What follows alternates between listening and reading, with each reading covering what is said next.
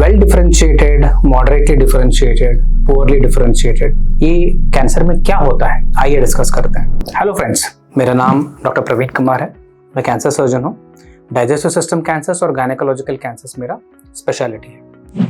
सो दोस्तों, अगर आपने कोई भी कैंसर के बायोप्सी का रिजल्ट देखा है तो कई बार वहाँ पे मेंशन्ड रहता है कि ये वेल डिफरेंशिएटेड एडिनोकार्सिनोमा या poorly differentiated squamous cell carcinoma ऐसे लिखा रहता है। तो आज हम ये डिफरेंशिएशन के ऊपर थोड़ा डिस्कस करते हैं।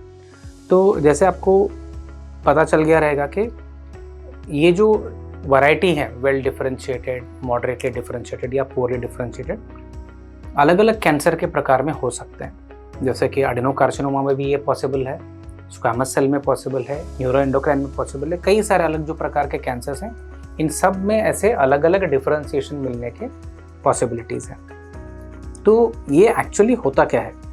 सो ये जो डिफरेंशिएटेड या डिफरेंशिएशन जो है ना, ये दर्शाता है कि जो कैंसर के जो सेल्स हैं, जो वो कैंसर के गठान में जो सेल्स हैं, वो जिस ऑर्गन में पैदा हो रहा है उस ऑर्गन के नॉर्मल सेल से कितने अलग हैं, ये दर्शाता है। अगर कोई ट्यूमर वेल डिफरेंशिएटेड, हमने स्टमक का कैंसर से हमने बायोप्सी लिया है और इसमें आया है कि वेल डिफरेंशिएटेड एडिनोकार्सिनोमा, इसका मतलब है कि ये जो कैंसर में जो सेल्स हैं, ये जो स्टमक के जो नॉर्मल सेल्स हैं उनसे कई सारे लक्षणों में मिलते जुलते हैं। अगर यहीं पे जो बायोप्सी किया गया था स्टमक से और रिपोर्ट आया रहता कि पुअरली डिफरेंशिएटेड एडिनोकार्सिनोमा, इसका मतलब है कि ये जो सेल्स हैं कैंसर के, ये स्टमक के नॉर्मल सेल से बहुत ज़्यादा अलग हैं। तो इससे क्या मतलब बनता है? जो डिफरेंशिएशन है ना, ये ट्यूमर के एग्रेसिवनेस या ट्यूमर के पनपने का और फैलने के कैपेसिटी को दर्शाता है। जो वेल डिफरेंशिएटेड जो ट्यूमर रहते हैं, ये यूजुअली स्लो ग्रोइंग रहते हैं और जल्दी से फैलते नहीं हैं। जो पुअरली डिफरेंशिएटेड हैं, ये ज़्यादा अग्रेसिव रहते हैं, मतलब जल्दी से मल्टीप्लाई होंगे और जल्दी से दूसरे ऑर्गन्स में फैलने की क्षमता रखते हैं। हालांकि ये जो मैं बोल रहा हूँ, कई सारे परमुटेशन कॉम्बिनेशंस पॉसिबल रहते हैं। मैं आपको बहुत ही सिंप्लीफाइड तरीके से ये समझाने की कोशिश कर रहा हूँ। तो सिर्फ ये वेल डिफरेंशिएटेड है या मॉडरेटली डिफरेंशिएटेड है या पुअरली डिफरेंशिएटेड है, ये इतना ही देख के ट्रीटमेंट को हम डिसाइड कर सकते हैं? बिल्कुल नहीं।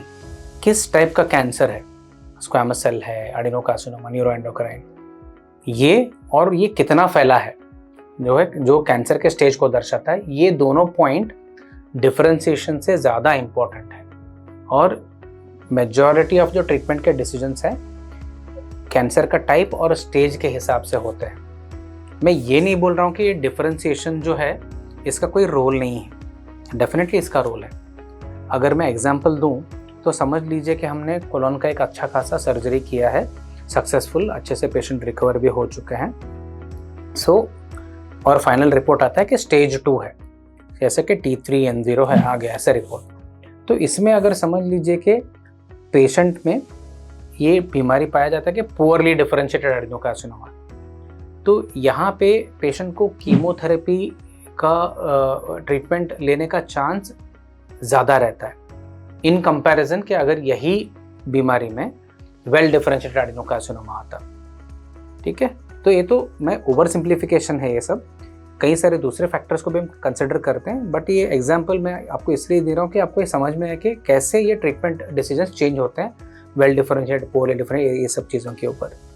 ठीक, ऐसे ही जब हम रेक्टल कैंसर का सर्जरी कर रहे हैं, लो रेक्टम है, हमें स्फिंक्टर बचाना है, ये सिचुएशन में अगर पुअरली डिफरेंशिएटेड कैंसर रहेगा तो हमें नीचे की तरफ ज़्यादा मार्जिन चाहिए रहेगा।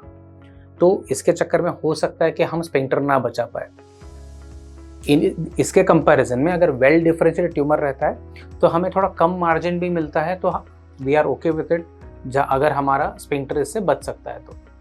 सो दोस्तों, एक छोटा सा डिस्कशन था कि well differentiated, moderately differentiated, poorly differentiated में क्या अंतर है और इससे ट्रीटमेंट में कैसे, ट्रीटमेंट डिसीजंस में कैसे हमें मदद मिलता है।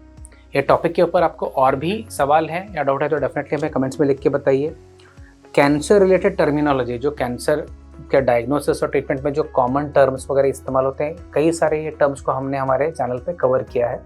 ये हमारे चैनल को सब्सक्राइब करके आप ये सब वीडियोस ज़रूर देख सकते हो। Thank you very much.